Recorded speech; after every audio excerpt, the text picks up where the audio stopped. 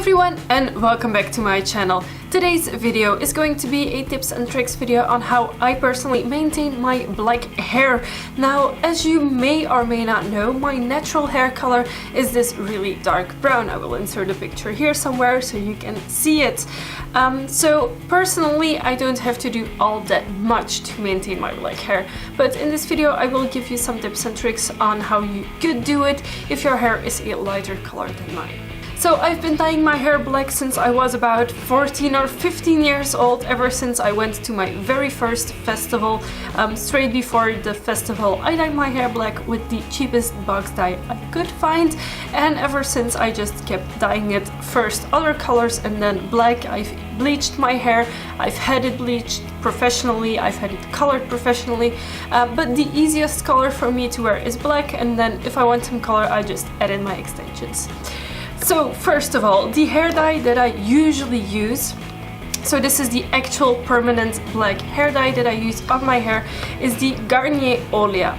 And I've actually made a video on this hair dye that I will link somewhere around here.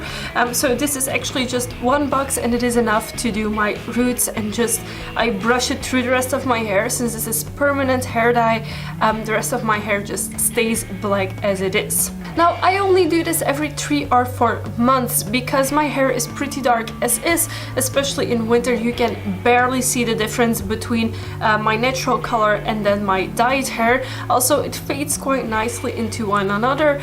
So even now in summer, I think it's been about 2 to 3 months already since I've last dyed my hair, and you really, if you don't know it, you can't really see a difference. It's only when you come up close and when you have a good look at my hair that people will see that it is actually brown at the roots and then fades into a really nice black.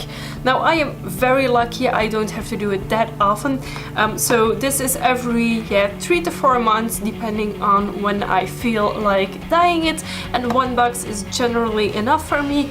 Once a year I just dye my entire head of hair again black, so I do this mostly like in winter. So I put 2 boxes on my entire head so that all of my hair has a fresh coat of black, and I try and stick to the same hair dye every single time because it gives a much more even and good result. So if you can stick to one brand of hair dye, if you find one that you really like, that is good for your hair, that is gentle for your hair, stick to that one. There's not much that can go wrong by dyeing your hair black since it's the darkest color available. I've never had it turn another color on me. It's always been just pitch black. Now, there is a second type of hair dye that I would recommend you having as well, and it is semi-permanent hair dye in the color black, obviously.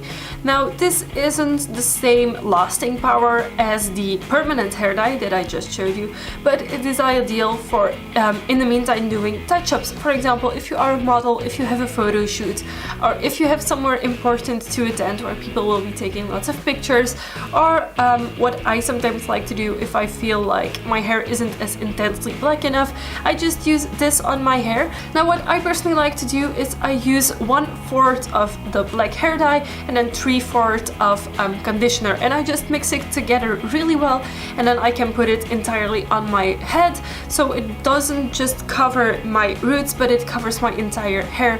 So my hair afterwards is really nice, healthy and shiny, and has had a fresh touch of black dye. Now, this isn't as time consuming as dyeing my entire head, and it doesn't have a chemical smell as the hair dye sometimes does. So this might be an option if, for example, you are blonde and you have to touch up your roots more often. You could use semi-permanent hair dye because you have to do it so often. This is also rather cheap. I think I paid €8 for this bottle, and I have used it 3 times already and it's still up to here full. There's also more or less the same colors by directions, which also work really well. So it's just a cheaper option to maintain your roots if necessary. If, like me, every so often you use dry shampoos, I would highly recommend looking into the ones for brunettes, as they don't leave that white powder in your hair, so you don't have the risk of looking like a gray-haired person, because white and black makes kind of a grayish color. I still do use the white ones every so often because I really like the scent of the Batiste tropical one. Also, if you want to maintain your hair color, and this can be any hair color, invest into the right shampoos and conditioners conditioners for it. So take shampoos and conditioners that are suited for dyed hair, because if, for example, you use the anti-dandruff shampoos like Head and Shoulders, etc., they will make the dye come out of your hair more easily, so I would not recommend that. So if, for example, you have a color that didn't turn out the way you wanted, you can of course use Head and Shoulders to just wash your hair. It's an anti-dandruff shampoo, so it will take out the color more easily. But it's just so you know that if you use the anti-dandruff shampoo, that it will make your hair color fade more easily. So these were my tips and tricks for maintaining black hair. I dye my hair every 3 to 4 months with my permanent hair dye, and if needed in between, if there's something important I want to attend, or if I just want freshened up black hair, I will use semi-permanent hair dye with a lot of conditioner mixed into it. Otherwise, I just pay attention that I use the right products for my hair type. I hope you guys enjoyed this video. Give it a thumbs up if you did. Maybe even subscribe to my channel if you haven't already. I make new videos every week and I would love to have you here. And until next time, thanks for watching and I will see you soon. Bye!